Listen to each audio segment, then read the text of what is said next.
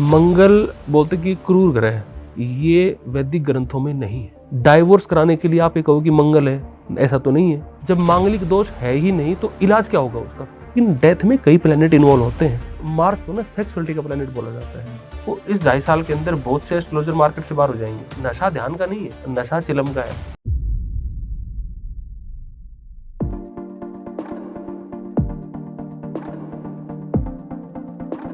नमस्ते, मैं हूं दिग्विजय और आप देख रहे हैं बात रस। अक्सर शादी होने के दौरान या फिर तय होने के दौरान एक सवाल उठता है, मंगल का दोष तो नहीं है, आप मांगलिक तो नहीं है। यहाँ जितने लोग बैठे हुए हैं, अगर वो लोग ज्योतिष के पास जाते हैं, कुंडली मिलाते हैं, तो सबसे पहला सवाल यही होता है उनसे, भैया मांगलिक तो नहीं है लड़की, या लड़का मांगलिक तो नहीं है। आखिर ये मंगल क्या है, मंगल का दोष क्या है, मंगल में इसके उपाय क्या हैं, किस तरीके से आप इसके अंदर घुसकर इसके बारे में सब कुछ जानना चाहते हैं तो जान सकते हैं। आज इसी पर चर्चा होगी और हमारे साथ एक ऐसे ज्योतिषविद हैं जो सिर्फ और सिर्फ इस टॉपिक पर पीएचडी कर चुके हैं। 6 किताबें उनकी मार्केट में आ चुकी हैं जो कि हमारे सामने रखी हुई हैं। करियर पर है, कर्मा पर है और मांगलिक दोष एंड मैरिज पर भी जो है इन्होंने एक स्पेशल अलग से किताब लिखी है।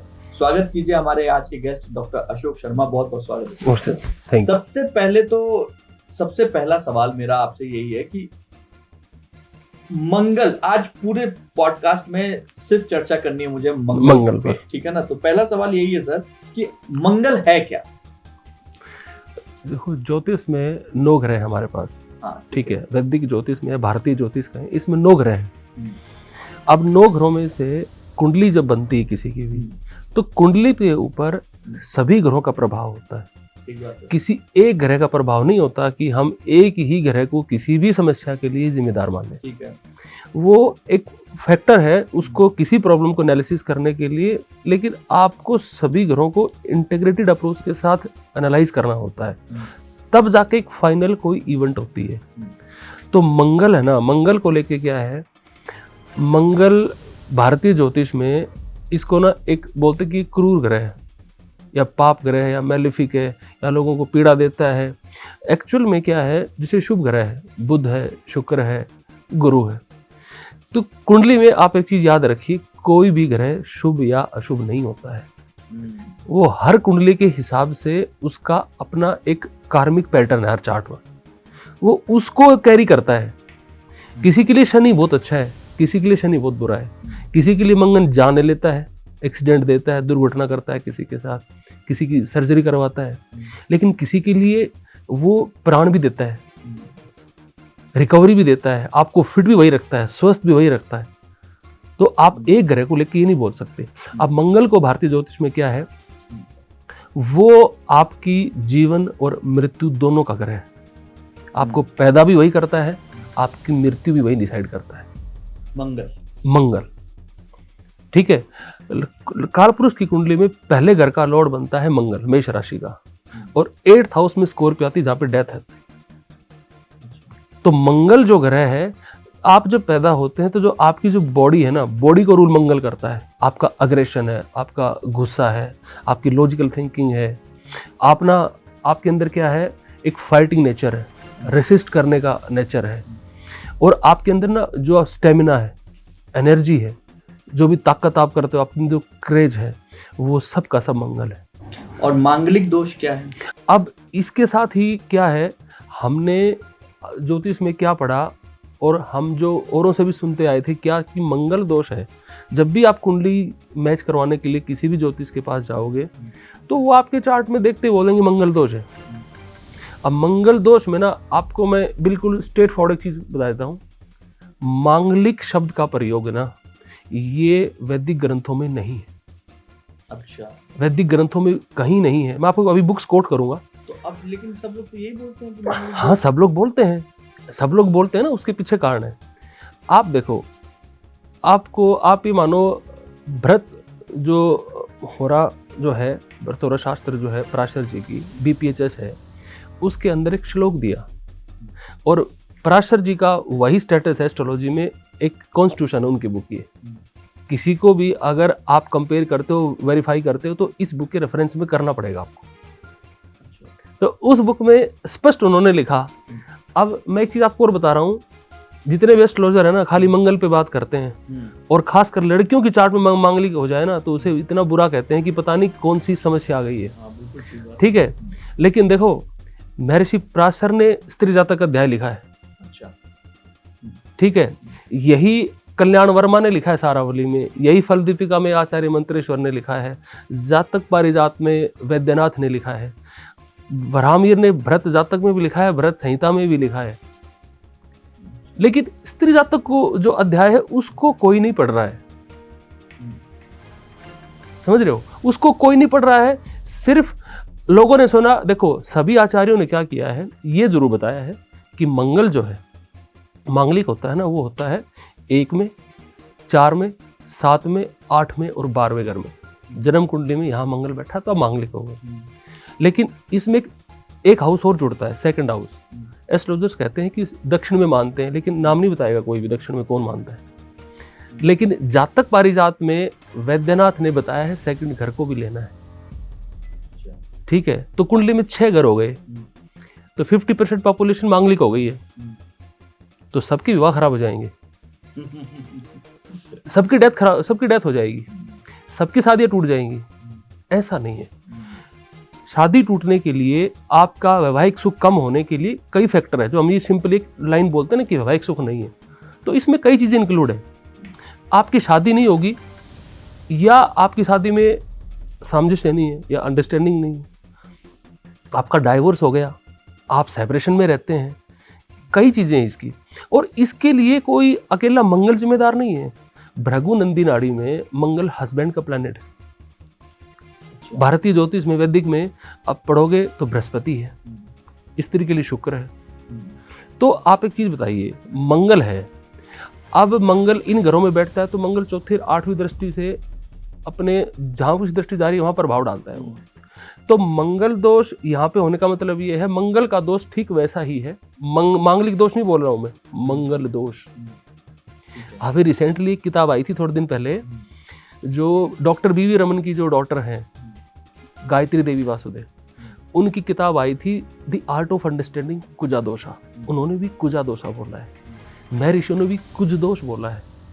मांगलिक शब्द कहाँ से आता है? देखो आप ये जो विक्रम संवत है, ये लगभग 18वीं जो शताब्दी थी विक्रम संवत की, इसमें एक आचार्य हुए, ठीक है, बालभद्र।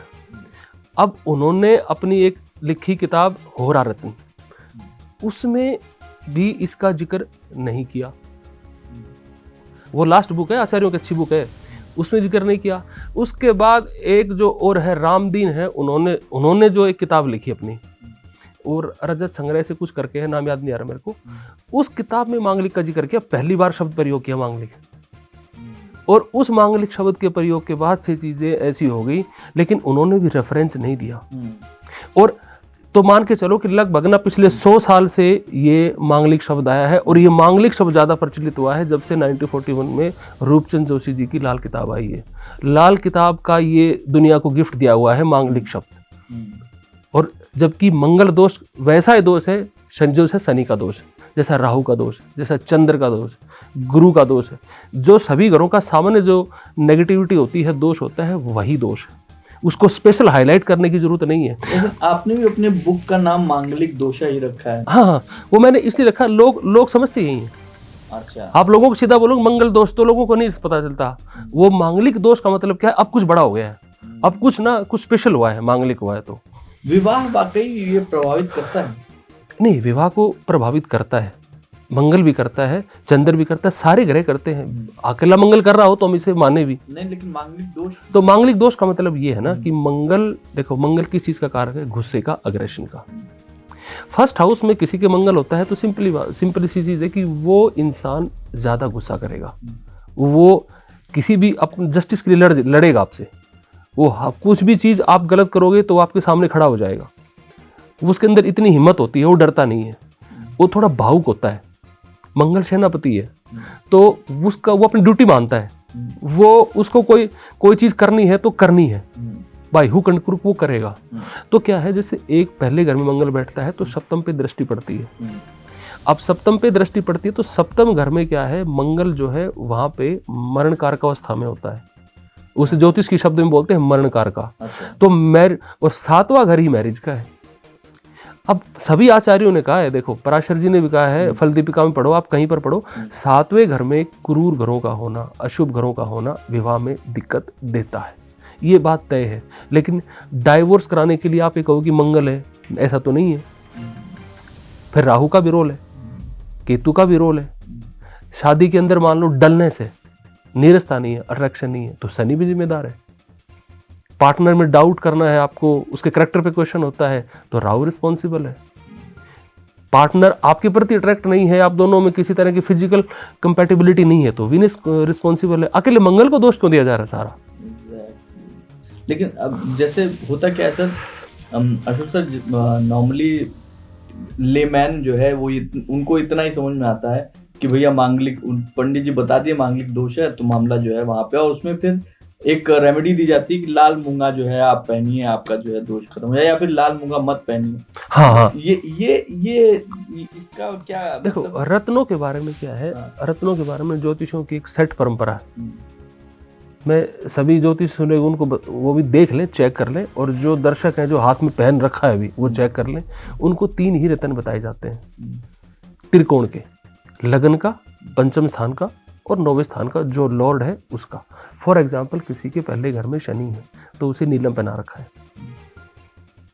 5वें घर में मान लो किसी के मरकरी का साइन है तो उसे पहना रखा है पन्ना। 9वें घर में मान लो किसी का चंद्र का साइन है तो उसे पहना दिया मोती। लोगों को यही रत्न पहनाए जा रहे हैं, इसके अलावा वो सोच ही नहीं रहे हैं कुछ भी। ये फिर इस काम के लिए आपको ज्योतिष के पास जाने की जरूरत नहीं है, खुद ही कुंडली खोलो, ट्रेन के लोड उठाओ और रत्न पहन लो, इनसे होता कुछ नहीं है। रत्नों से क्या होता है, क्या नहीं होता? रत्न काम करते हैं, रत्न 100% वर्क करते हैं, लेकिन हर जगह ही रत्न पहनना वो एक तरह का चीटिंग है, वो गलत है, इंटेंशन गलत है। देखो ज्योतिषी का एक सिंपल सा काम है, ज्योतिषी का मतलब ये काम है, ज्योतिष का इंटेंट गलत हो जाएगा ना तो रिजल्ट कुछ नहीं आएगा, कोई उपाय काम नहीं करेगा। ज्योतिष का प्लैनेट केतु है या जुपिटर है, वो दोनों ही करेक्ट इंटेंट मानते हैं, दोनों एथिक्स पे काम करने वाले हैं, दोनों वैल्यू पे काम करते हैं। जैसे आप इनसे डाइवर्ट हुए ना, आपका सिद्धि भी काम नहीं आएगा। समझ रहे हो आप? तो अगर जो है जैसे डॉक्टरों को वो दिया जाता है, ओथ दिलाई जाती है, हाँ, वैसे ज्योतिषियों के लिए भी कुछ होता है क्या? आप लोग कोई नहीं, ये तो आप जितने भी क्लासिक बुक पढ़ोगे ना, शुरू में ही दे दिया गया ज्योतिषी कैसा होना चाहिए। अच्छा, पराशर जी ने भी दिया है, आचार्य वराहमिहिर ने तो कुछ ज्यादा ही बता दिया। वैसा तो अगर उसको फॉलो करे तो ज्योतिष कर ही नहीं पाएगा। पर लेकिन पराशर जी की मानने तो वो भी कहते हैं कि भाई शुद्ध आचरण का होना चाहिए, भक्ति भाव वाला होना चाहिए, आध्यात्मिक वाला होना चाहिए, उसका खान पान आचरण वो सब शुद्ध होना चाहिए, वेदों का ज्ञाता हो, इतना काफ़ी है। ये भी नहीं होता। अब जिसको उपायों के बारे में जानना है या आपको ज्योतिष के बारे में ज़्यादा जानना है, आपको शिव पुराण में जैसे खंड बने हुए हैं, उसमें जैसे सेकंड जो खंड है, जैसे विद्येश्वर संहिता है, उसमें 14 अध्याय में, वो उसको पढ़ लो कोई भी। आप सीधा एस्ट्रोलॉजर के पास गए, मांगलिक को बोला सॉल्यूशन क्या है, बोला मांगलिक पूजा करवा लो। पूजा कौन कराएगा? या तो पंडित जी खुद कर देंगे या बोलेंगे उज्जैन चले जाओ। करवा कौन रहा है? विद्येश्वर संहिता में स्पष्ट लिखा है ब्राह्मण वही है जिसने 24 लाख गायत्री मंत्र की है, अन्यथा ब्राह्मण नहीं है। अब वो 24 लाख ही ऐसे काउंट भले कर ले कि मैंने और करा दी, वो भी काउंट कर ले, लेकिन उससे कभी अकेले में बैठ के पूछो कि भाई आपने 24 लाख गायत्री मंत्र जप किए हैं? ये तो मतलब मुझे लगता है कि बहुत कम ही लोग, विरले लोग होंगे। 24 लाख तो बहुत बड़ी। और गायत्री का मतलब है गाय और त्री, गायत्री है। गाय का मतलब तो गाना, त्री का मतलब होता है पतन से बचा लेना या ऊपर उठा लेना, गिरने से बचा लेना। तो जो गायत्री का पाठ करता है, इसका मतलब है कि ये वो गायन है या ये वो मंत्र है जो आपको पतन होने से बचाएगा। आप जब भी कोई रेमेडी करोगे, कुछ भी करोगे, अगर आप गायत्री मंत्र का पाठ नहीं करते हो तो आप भी किसी को रेमेडी दे रहे हो तो आप भी उसकी ट्रबल में आने के चांसेस पूरे रहेंगे। ज्योतिषी दुखी इसलिए हैं, ज्योतिषी खुद ट्रबल में रहते हैं, खुद बीमार रहते हैं, खुद आर्थिक परेशानी झेलते हैं, उनके खुद कितनी परेशानियां होती हैं, लेकिन औरों को रेमेडी बांटते हैं। उसके सफरिंग का कारण यही है कि जब तक आप 24 लाख गायत्री मंत्र जप नहीं कर रहे हो, जब तक आपको नरक में गिरने से कौन बचाएगा? त्राण का मतलब नरक से गिरने में बचाना, तो वो गायत्री है। तो जो उपाय जो कर रहे हैं ना, ये उपाय आप उस समस्या कर रहे हो जो बीमारी है ही नहीं। जब मांगलिक दोष है ही नहीं तो इलाज क्या होगा? उसका इलाज करने की जरूरत ही नहीं है, क्योंकि बीमारी नहीं है वो। एक सवाल और यहाँ पे उठता है कि अगर लोग कहते हैं कि गैर मांगलिक का मांगलिक के साथ शादी हो जाए तो जो दूसरा व्यक्ति है, दूसरा स्पाउस है, वो उसका देहांत हो जाता है। नहीं, ये बिल्कुल गलत है, ऐसा नहीं होता। अच्छा ये बताओ, देहांत तो उसका भी हो रहा है जिसकी शादी नहीं हो रही। मतलब लेकिन ऐसा एक्सीडेंट तो उसका भी हो रहा है। ठीक बात है, लेकिन ठीक है, और चलो मान भी लेते हैं शादी हो जाएगी, तो उसके पीछे क्या तर्क लगाया है? आप जब किसी की डेथ प्रिडिक्ट करते हो, देखो ऋषियों ने मना किया है, 2 चीज़ों के बारे में मना किया है। आप किसी का निजी पल जो होते हैं, आप सेक्सुअलिटी, उन चीज़ों को लेके और किसी के भी मृत्यु को लेके आप फलित नहीं करोगे। आपको राइट नहीं है। आपको नहीं पता आपके कर्मा क्या है, आपके ऊपर कौन सी डिवाइन ब्लेसिंग्स हैं। आपने प्रिडिक्ट कर आप जाओ 3 महीने मर जाओगे, जरूरी थोड़ी है। आपने अच्छे कर्म किए हैं या आप कुछ और कर रहे हो तो कहीं ना कहीं तो कुछ होगा ना। नहीं, क्या है भूमिका ये है ना, देखो इनका सिर्फ एक ही कंसेप्ट है। वो कहते हैं कि पत्नी का घर है 7th हाउस, 7th हाउस से अगला घर दूसरा बनता है 8वां घर जो मारक है, और एक 7वें घर से 8वां घर बनता है वो 2nd हाउस बनता है, वो मारक है। कुंडली में 2 मारक घर होते हैं, दूसरा और 7वां। ठीक है, तो 2nd हाउस जो 8th हाउस होता है ना, वो आपकी कुंडली है ना, तो आपकी डेथ का हाउस है, आपका जो 8th हाउस है, लेकिन आपके स्पाउस का भी मारक है वो। तो उन हाउसेज में अगर एफ्लिक्शन होता है तो आपके स्पाउस की डेथ होने के चांसेस रहते हैं, लेकिन डेथ में कई प्लैनेट इन्वॉल्व होते हैं। ऐसा नहीं है कि मंगल कुछ करेगा, मंगल नहीं है, और 8th हाउस में वैसे मैलेफिक प्लैनेट आ गए, आपका सूर्य है, दोनों शनि युति में है, मंगल और कहीं से देख रहा है, मंगल 3रे भाव से, मंगल मान लो 2रे भाव में बैठा हुआ है, तो भी कहीं पर भी वो अपना एस्पेक्ट दे देगा ना, तो ट्रबल दे देगा। अब ये ना, ये जो सिद्धांत है ना, ये आपस में ही इनमें वो कॉन्ट्राडिक्टरी है। कॉन्फ्लिक्ट है। अब कैसे है, देखो भृगु नंदी नाड़ी में उनका सिद्धांत ये है कि कोई भी प्लैनेट जहाँ बैठा है उसके ट्राइन में जो प्लैनेट बैठा है वो कंजक्शन के इक्वल है। अच्छा। मतलब उसकी युति मानी जाएगी। अब एक चीज़ बताओ, मंगल 12 में बैठा हुआ है और शनि सूर्य 8 में बैठे हुए हैं, ठीक है, वहाँ कनेक्शन क्रिएट हो गया। अब ट्रबल वहाँ पे आएगी। आप समझ रहे हो बात को? अब 11वें में किसी के मंगल बैठा हुआ है तो मंगल 4थी दृष्टि देगा ना, मंगल अपनी 4थी दृष्टि देगा। या मान लो किसी के 10वें में बैठ गया, 10वें में पहली दृष्टि पहले पे डाल रहा है वो, तो 4थी दृष्टि, तो उसका कोई अर्थ नहीं है कि मंगल 6 घरों में बैठेगा तो कहीं ना कहीं दृष्टि डालेगा ना। आप मंगल को टारगेट करना कि मंगल ही कर रहा है। अब जब उसकी डेथ हो रही है तो डेथ में सैटर्न का भी रोल है। अब एक वो आज वो है आचार्य हैं दैविज्ञ पर्वतीकृत मुकुंद, उनकी किताब है आयु निर्णय। उसमें उन्होंने साफ बताया, आयु निर्णय जब करते हैं ना किसी की डेथ, तो उसके अंदर बहुत सी चीज़ें इन्वॉल्व होती हैं। चंद्र का बहुत बड़ा रोल है डेथ में, सबसे शुभ ग्रह है ना, उसका बहुत बड़ा रोल है डेथ में। शनि का भी उतना ही रोल है, बृहस्पति भी का वो भी इतना ही खतरनाक है जब आप डेथ को पढ़ते हो जब। और फिर आप जैमिनी को आप ना उसको कॉन्ट्रडिक्ट कर देते हो। जैमिनी भाई महर्षि पराशर ने लिखा अष्टक वर्ग। अब मान लो किसी के आपने बोला कि पहले घर में मंगल है, ठीक है, अब ये मांगलिक हो गया, ठीक है, अब 8वें पे दृष्टि जा रही है, अभी डेथ हो जाएगी स्पाउस की। अब आप ये बताइए, आगे चल के ही पराशर जी ने लिखा अष्टक वर्ग, और अष्टक वर्ग में आपके टोटल 8 पॉइंट होते हैं, 8 में से 5 पॉइंट हैं, तो पहला घर तो अच्छा है। तो मंगल क्या चीज, कोई घर बैठा हो 5 नंबर है तो अच्छा ही है वो घर, तो उससे क्या फर्क पड़ा? इसका मतलब क्या है, या तो अष्टक वर्ग का गलत है, या फिर आप यहाँ जो पंडित बता रहा है कि मांगलिक दोष वो गलत है। अच्छा, अब फिर एक दूसरी चीज और बताओ, जैमिनी सूत्रम में जैमिनी महर्षि कहते हैं कि भाई मेरे सामने तो मांगलिक दोष है ही नहीं, जैमिनी सूत्र में मांगलिक दोष है ही नहीं। वो कहते हैं भाई मैं तो आपके 7 प्लैनेट में से जो प्लैनेट आपका लोवेस्ट डिग्री प्लैनेट है वो दरकार का है। दर का मतलब होता है आपका जो स्पाउस है, वो प्लेनेट रिस्पॉन्सिबल होगा शादी के लिए। अब बताओ किसी का दरकार का मान लो बृहस्पति ही है ना, मान लो आप ये मान के चलो सूर्य है इसका लोएस्ट डिग्री प्लेनेट, तो कुंडली में बृहस्पति तय करेगा आपका वैवाहिक जीवन। आपका मंगल कहीं बैठा और कितना ही खराब हो कुछ नहीं कर सकता आपका। तो जैसे हम लोग जो है मंगल ग्रह के मंगल दोष के बारे में बात करें तो मंगल में क्या वाकई अगर इसको एक दोष मान सकते हैं? कारण ये मतलब ये बिल्कुल नॉर्मल दोष है अदर प्लैनेट की तरह, स्पेशल इसमें कुछ नहीं है, कुछ नहीं है। लेकिन अगर जो है इसका उपाय ढूंढा जाए, रेमेडी आपसे जानना हो कि भैया इसका रेमेडी क्या हो सकता है, जो सबसे आसान शब्दों में अगर आप दर्शकों को बता सकें।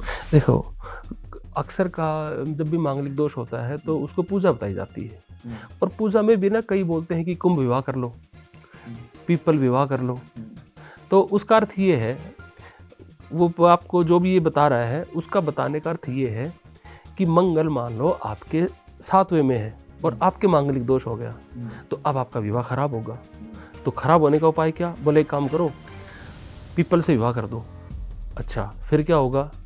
तो बोलेंगे पीपल के साथ तो फिर विवाह वैसे एक तो वैसे किया गया, सिम्बोलिकली किया गया है, फिर बस पहला विवाह तो वही माना जाएगा, फिर दूसरा विवाह बिल्कुल सुखी रहेंगे। पहला विवाह टूट लेगा वो तो टूट लेगा, उसका प्रभाव सारा उस पर आ जाएगा। मतलब तुम इस यूनिवर्स को, अस्तित्व को, परमात्मा को, सबको बेवकूफ बना सकते हो। आप समझो चीज़ को, मतलब ये क्या लॉजिक है समझ में नहीं आया। पीपल विवाह करके आप ये कह रहे हो कि सारी समस्याएं विवाह की वहाँ चली गई हैं और अब ये आदमी अच्छा बन गया है, अब ये आदमी गुस्सा नहीं करेगा। नहीं तो ये तो और भी जब पीपल से विवाह करा दो, किसी मेढक से विवाह कराने की बात आती है, कुत्तों से विवाह कराने की बात, ये एग्जैक्टली आप किसी पेड़ पौधे के साथ, किसी जानवर के साथ वो शादी करके आप ये साबित करना चाह रहे हो कि अब मंगल मेरा कुछ नहीं कर सकते। वो ये बहुत ही गलत चीज़ है। दूसरा आपको क्या बोलते हैं कि आप उज्जैन में जाके महाकालेश्वर में शांति करवाइए। देखो तीर्थ पे जाना, शांति करवाना बहुत अच्छी चीज़ है, उसके रिजल्ट होते हैं, लेकिन आप एक चीज़ को समझिए, जब शांति करवा रहे हो, अब लोगों को पंडित जी घर बैठ के बता रहे कि आप हनुमान चालीसा का पाठ करिए। मंगल की रेमेडी में 4-5 चीज़ें फिक्स हैं। वो किसी पंडित को, आप किसी भी ज्योतिषी को, मेरे जैसा ज्योतिष है, उसको ना नींद में उठा के पूछ लो तो बता देगा। बोले एक तो हनुमान चालीसा कर ले, हनुमान जी के मंदिर चला जाए, बूंदी का प्रसाद बांट दे, ठीक है, उसके पैर छू ले, उसका तिलक लगा ले, ठीक है। लाल किताब वाला होगा तो बोलेगा पताशे ले, पानी में बांध दे, लाल मसूर की दाल पानी में बांध दे, ये दाब दे, वो कर दे। ये ऐसे उपाय नहीं होता है। महर्षि पराशर ने जब बोला कि सारे ग्रह विष्णु के अवतार हैं और मंगल जो ग्रह है वो नरसिंह अवतार रूल करते हैं उनको, तो जब आप मांगलिक हो और आपके साथ अन्याय हो रहा है मैरिटल लाइफ में, तो आप भगवान नरसिंह का जाप करिए, उनकी उपासना करिए, उनके मंत्र करिए, तब आपकी शक्ति नियंत्रित होकर काम करेगी। अब अच्छा, आप शादी आपकी गुस्सा आप कर रहे हो, मान लो आपका पार्टनर मांगलिक नहीं है, आप मांगलिक हो, सारी प्रॉब्लम की जड़ तो आप हो, गुस्सा तो आप कर रहे हो, सामने वाला तो कुछ कर ही नहीं रहा बेचारा, शांत बैठा हुआ है, गुस्सा आप कर रहे हो, मारने को आप दौड़ रहे हो उसको, और फिर आप ये कह रहे हो कि मंगल दोष है, दोनों का विवाह खराब हो गया, इसने ये कर दिया, इसने वो कर दिया। ऐसा थोड़ी होता है। आपको चीज़ें अंडरस्टैंड करनी पड़ेंगी ना कि एक्चुअल रिस्पॉन्सिबल कौन है। तो मंगल जब है तो आपको आपके मतलब आपकी ऊर्जा बढ़ी हुई है, उसका मतलब ये, मंगल दोष का मतलब ये है कि आपकी जो ऊर्जा है ना, चाहे वो मानसिक हो या शारीरिक हो, वो इम्बैलेंस है, उसको बैलेंस करने की ज़रूरत है। और वो जब इम्बैलेंस होती है ना, अब जैसे मान लो मार्स को ना सेक्सुअलिटी का प्लैनेट बोला जाता है, वो सेक्स ऊर्जा को रिप्रेजेंट करता है। तो ऋषियों ने कुछ बातें अलग तरीके से कही थी, उसका इंटरप्रिटेशन अब ना क्या है, ज्योतिष पढ़ते तो है नहीं, यूट्यूब पे पढ़ते हैं, महीने में ज्योतिष बन जाते हैं, तो इंटरप्रिटेशन का वर्ड टू वर्ड उठा लेते हैं। उन्होंने ये कहा था कि मंगल काम का प्लैनेट है, काम ऊर्जा को देखता है, तो अगर किसी का मंगल खराब है तो काम ऊर्जा असंतुलित होगी। अगर उसकी नेगेटिव साइड में जा रही है तो इसका मतलब ये है कि ये या तो ज़्यादा की डिमांड करेगा या ये कम रहेगा, तो इससे वैवाहिक जीवन पर प्रभाव पड़ेगा। तो भाई एक बार मंगल को देख लो। आप क्या रेमेडी बताते हैं? जैसे ये सारी चीजें तो अगर कोई देखो रेमेडी के तौर पे ना, एक मैं आपको मास्टर रेमेडी देता हूँ। देखो सभी की वैदिक रेमेडी है, सिंपल, कुछ नहीं। कोई भी घर खराब हो, मैं नहीं कहता क्या चमत्कार होता है, आप 1 महीने कंटिन्यू विष्णु सहस्त्र नाम का पाठ करिए, जब पराशर जी की बात पे तो भरोसा करना पड़ेगा। वो कह रहे हैं कि सारे ग्रह विष्णु हैं, विष्णु के अवतार हैं। उन्होंने बोला राम के अवतार सूर्य हैं।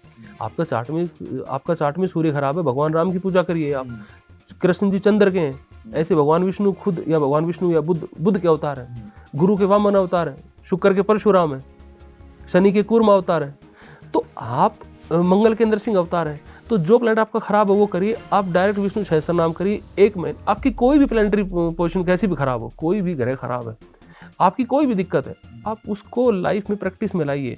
आप करके तो देखिए 1-2 महीने। मैं तो नहीं कह रहा ये चमत्कार होगा, आप कर लो, कमेंट बॉक्स में आप बता देना। तो अब विष्णु सहस्त्र नाम करने के लिए मतलब केवल नहा धोकर आप आराम बस आप नहा धो के भगवान विष्णु की मूर्ति के सामने, फोटो के सामने, आपको ज़्यादा कुछ नहीं करना। घी का दीपक जलाओ, बैठो, चुपचाप करो। बस सुबह करो, शाम करो, जब आपकी मर्जी हो। संकल्प लो तो ठीक, ना लो तो ठीक। आप अपने आप को विष्णु को सरेंडर करो। कितना मिनट लगता है, लगभग कितना समय लगता है? मैक्सिमम से 15 मिनट। 15 मिनट। जितने दर्शक इसको देख रहे हैं, मतलब अशोक सर, ये तो कई लोगों की दुकानें बंद करने वाली बात है। बिल्कुल। आपको कोई, मैं कह रहा हूँ आप पूजा करवा लो, आपका मन है, आपकी श्रद्धा है, पूजा करवा लो। मैं कह रहा हूँ आप 2 महीने करके देख लो, उसके बाद आप पूजा भी करवा लेना जी, आपका मन करे तो। आप बड़े बड़े रतन भी पहन लेना, यंत्र भी पहन लेना, अपना वास्तु भी ठीक कर लेना, जो करना है कर ले। पहले आप ये काम कर लो, पहले आप 2 महीने ये कर लो।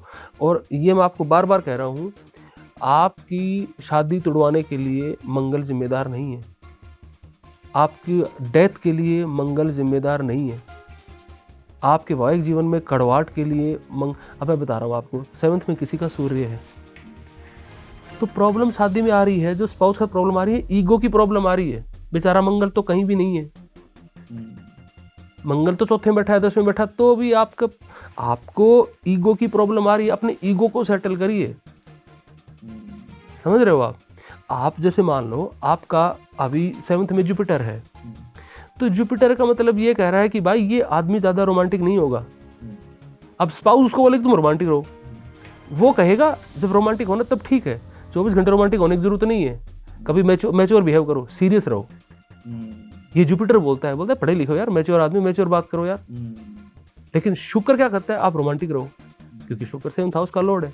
तो उसमें इतना आपको वो जरूरत नहीं है कि हर प्लैनेट अपने तरीके से रिजल्ट देता है। लेकिन अगर इस चीज़ों को समझ लिया जाए, प्लैनेट्स को समझ लिया जाए, तो मेरा ख्याल है कि शादीशुदा जिंदगी और बेहतर हो जाएगी लोगों की। हाँ, अगर आप अहम, प्रेम, रोमांस, सारी चीजें जो है अगर प्लैनेट बता रहा है और हम लोग उसको समझ पाए तो कायदे से एग्जैक्टली। आप देखो 7th हाउस में, शादी के घर में जो भी प्लैनेट है वो जरूरी नहीं है कि आपको सदा अच्छे रिजल्ट दे रहा है, उसका अपना तरीका है काम करने का। चंद्र है, चंद्र बढ़िया है, आप मंगल को छोड़ दो, चंद्र को ले लो।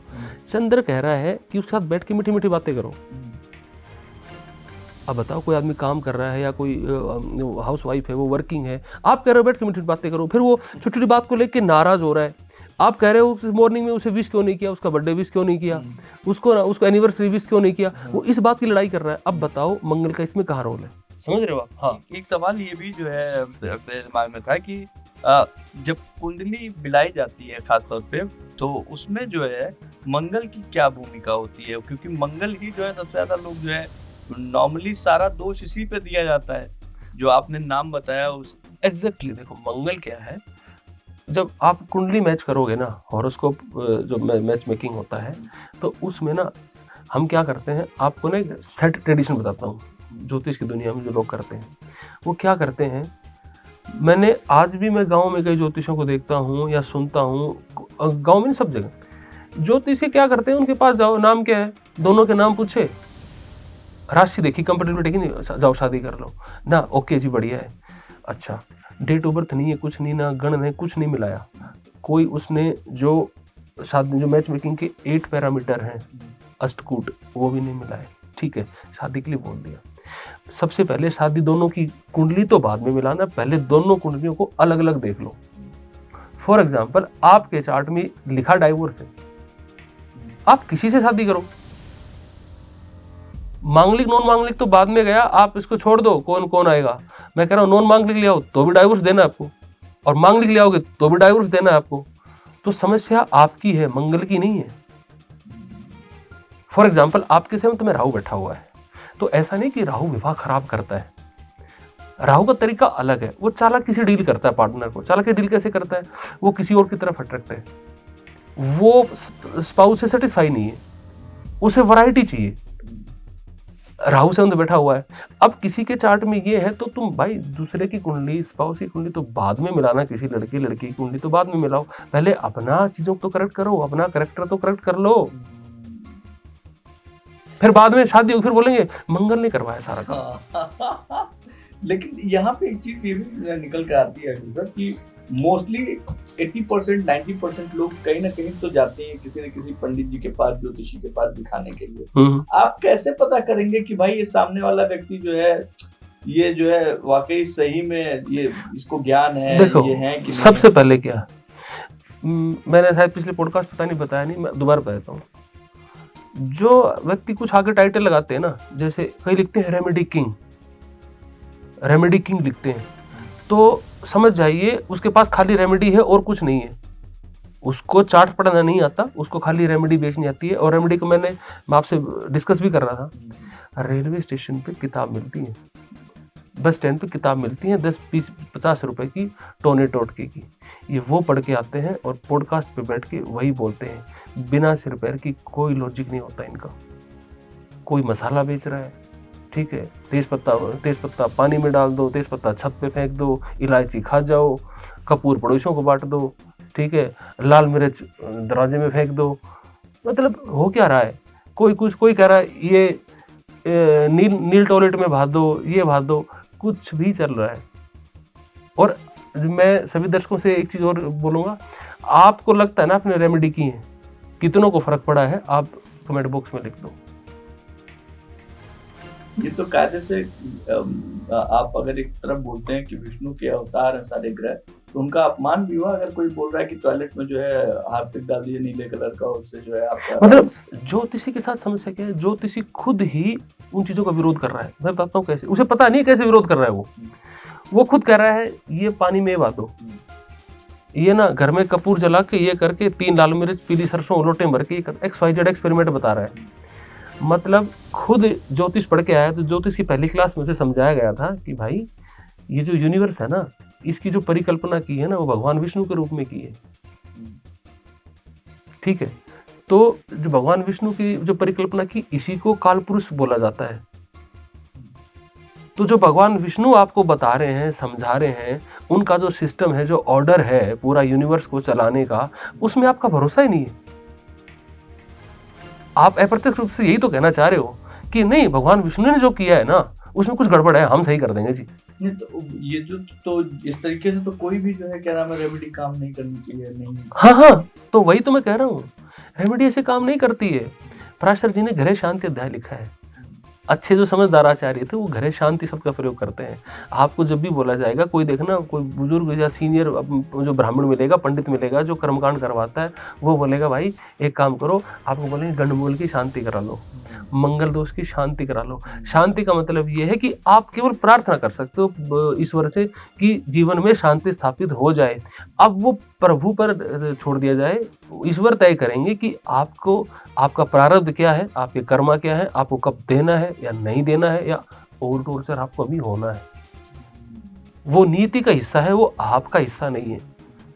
तो ऐसे पंडित ऐसे ज्योतिषी लोगों को पाप नहीं करता है क्या सर, जो आप बता रहे हैं, जो एवं जो है किसी को टोट कर नहीं, पंडित को आप नहीं पाप चढ़ने की जरूरत नहीं है। आप प्रैक्टिकल देखो ना, प्रैक्टिकल में देखोगे वो खुद सफर कर रहे हैं, खुद प्रॉब्लम में है।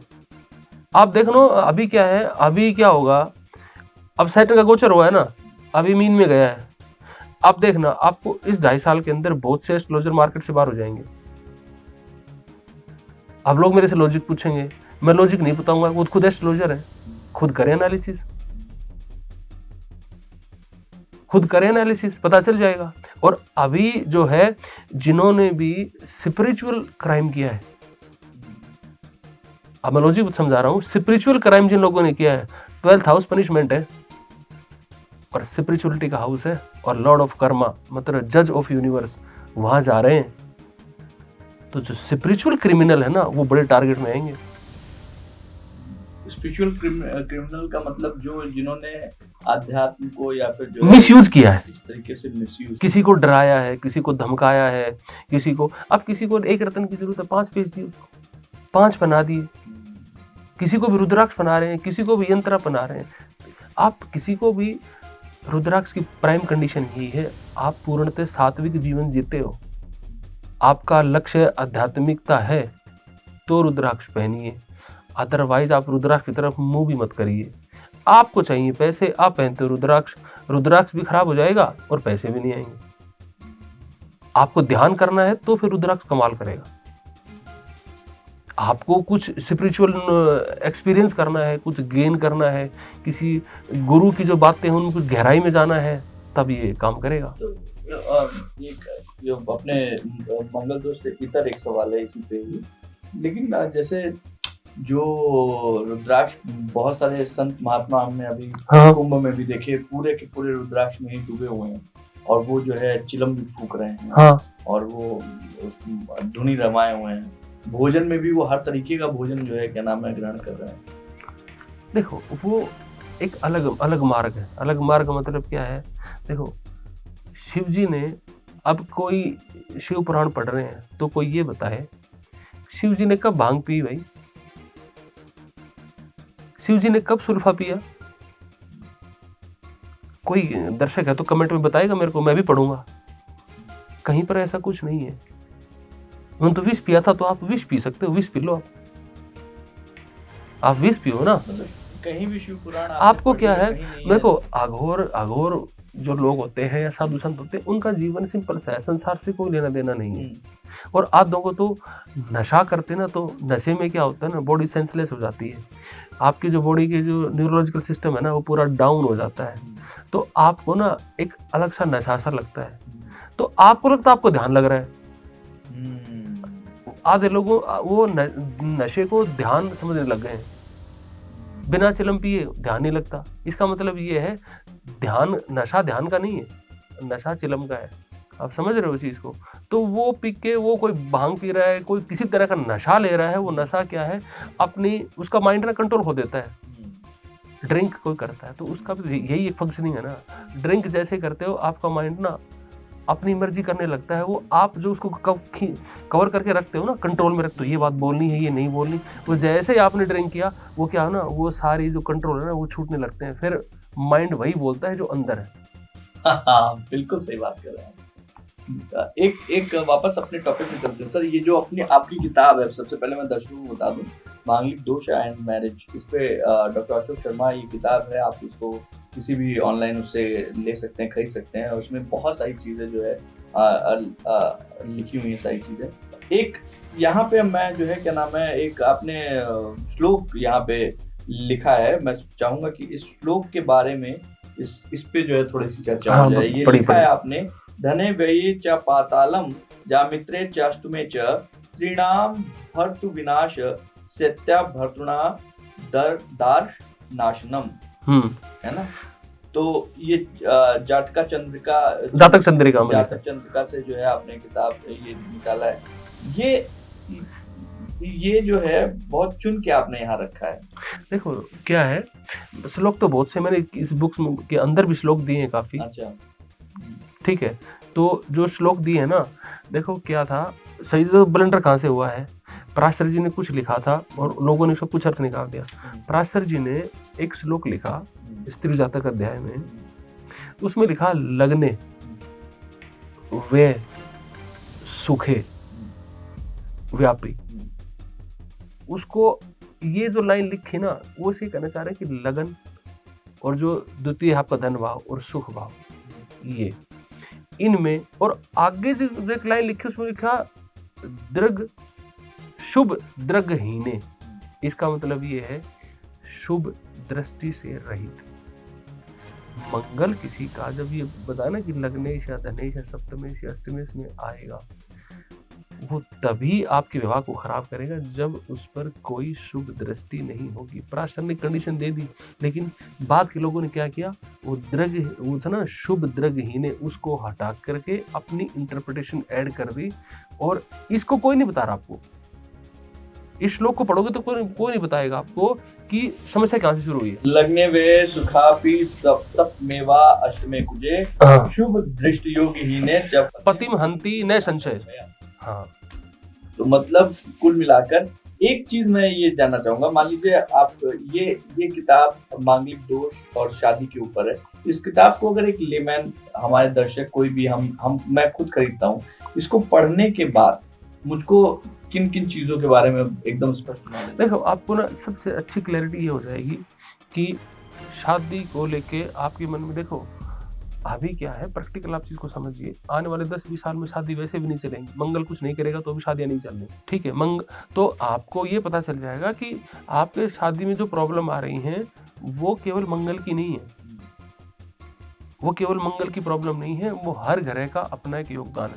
फॉर एग्जाम्पल आपका मान लो 7th हाउस का लॉर्ड है, वो कहता है कि भाई किसी जातक के स्पाउस के बारे में जानना हो तो 7th हाउस का जो लॉर्ड होगा सप्तमेश, वो जैसा ग्रह होगा उसकी जो क्वालिटी है वो अपने स्पाउस में मिलती है। मान लो आपका 5 नंबर लिखा हुआ है 7th घर में आपकी कुंडली में, तो इसका मतलब ये है कि आपका जो पार्टनर है वो थोड़ा अथॉरिटेटिव होगा, डोमिनेटिंग नेचर का होगा, थोड़ा सा इगोइस्टिक होगा, अपनी फैमिली को या फादर को लेके मतलब वो एटीट्यूड में रहेगा। तो मंगल कहाँ है इसमें? आप उसका एटीट्यूड डाउन कर नहीं सकते, क्या करोगे आप? वो सीधा कन्फ्रंट करेगा आपको। बेचारा मंगल तो कहीं पिक्चर में है ही नहीं, ठीक बात है, समझ रहे हो? तो आपको ये समझ आ जाएगा बुक से कि आपको ना अननेसेसरी डरने की जरूरत नहीं है कि आपका मांगलिक दोष हो तो ना आप मांगलिक शब्द तो प्रयोग ही मत करो। ये लाल किताब का शब्द है, आप सही मानो तो ये लाल किताब ने शब्द को वो अपनी किताब में बाकायदा स्पेशल लिखते हैं मांगलिक। वैदिक में, भारतीय ज्योतिष में वो लोग मंगल दोष लिखते हैं, कुछ दोष लिखते हैं, मांगलिक नहीं लिखते हैं। लेकिन अभी जो मॉडर्न राइटर आए हैं इन्होंने क्या है ना, ये कहीं कहीं से पढ़ के कुछ भी मांगलिक दोष लिखे जा रहे हैं, मांगलिक दोष ये है। ये मांगलिक दोष नहीं होता है, कुछ दोष होता है। कुछ दोष का मतलब सिंपल है, मंगल है और कुछ भी नहीं है। मुझे लगता है कि हमारे दर्शक जिन्होंने भी इस एपिसोड को पूरा देखा है उनको मंगल दोष से जुड़ी हुई तमाम क्वेश्चंस के आंसर्स मिल चुके होंगे। इस मंगल दोष से जुड़े हुए जितने भी सवाल हैं उसके जवाब मिल गए होंगे। डॉक्टर अशोक सर, मैं आपका बहुत बहुत शुक्रिया अदा करना चाहूँगा, क्योंकि हम लोग, कोशिश हमारी ये है कि हम कोई एक ऐसा टॉपिक पकड़ें जिस पर सब लोग परेशान हैं, या सब लोगों को लूटा जा रहा है, या सब लोगों को एक गलत पिक्चर दिखाई जा रही है। तो आज बारी थी मंगल दोष की, और हम लोगों ने मंगल दोष पे एक बहुत अच्छी चर्चा की, उसके लिए बहुत बहुत शुक्रिया। आप सभी से निवेदन है, अगर आपका कोई सवाल है तो कमेंट बॉक्स में जरूर लिखिएगा, उसका जवाब सीधे हम अशोक सर से दिलवाएंगे। और अगर आप अशोक सर से संपर्क करना चाहते हैं, नंबर भी आपके पास में है, आप उनसे संपर्क कर सकते हैं। बहुत बहुत शुक्रिया। Thank you.